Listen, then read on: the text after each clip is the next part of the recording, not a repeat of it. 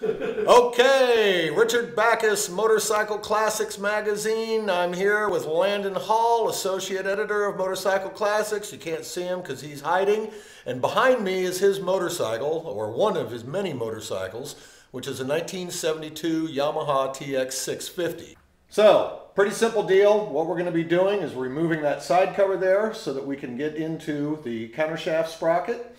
And if you look along here, of course, there's obviously the chain and the rear sprocket. We'll get a little bit closer there. You may or may not be able to see the master link. Now the difference is going to be when we put this back together, we're going to be using an O-ring chain, and an O-ring chain has to have its side plates pressed on and then pinned so that they will hold in place and not fling apart. They do not use a master link.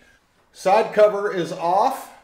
There is our countershaft sprocket right there. It's a little worn, it's not real bad. You can start to see a little bit of wave in the teeth, but the truth is it's really not too bad at all, but that's okay. We're in here and we're gonna do it.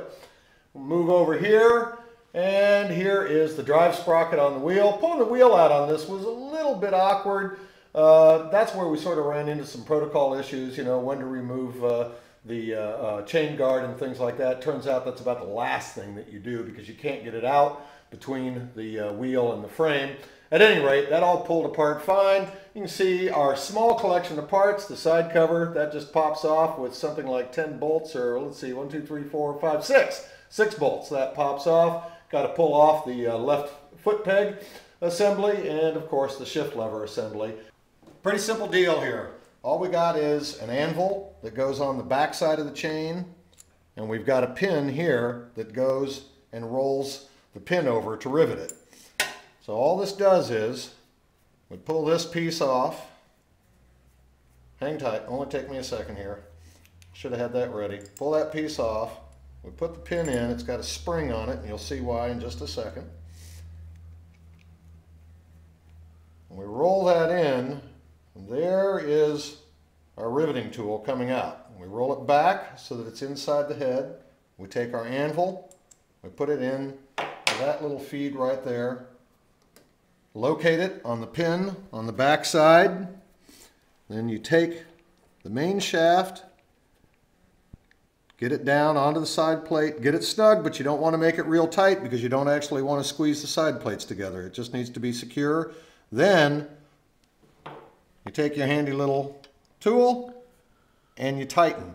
Takes some real effort to do it, but once you get it tightened down, it'll roll the pin over just like this pin that you can see right here. We've put on our new X-ring chain and we've pressed the plates together on that using a Motion Pro chain press. These things are great, really makes the job easy, and I'll show you what we got going on here. Not really much to look at. You look down here, there's our new countershaft sprocket. You can see the nice new chain. Follow the chain along. It's a little dark here, but you can probably see that right there, those are our 2 new pins. And that's all pressed together. So now we're going to button it up. Pretty much that's it. We'll stand back here, take a little bit of a long shot of our 1972 Yamaha TX650. They changed this to the XS model after the TX750 ended up being a disaster, and Yamaha decided that that model name was a kiss of death. So then they went to the XS. At any rate, that's it. Our bike is done. I'm Richard Backus, Motorcycle Classics. Ta-ta!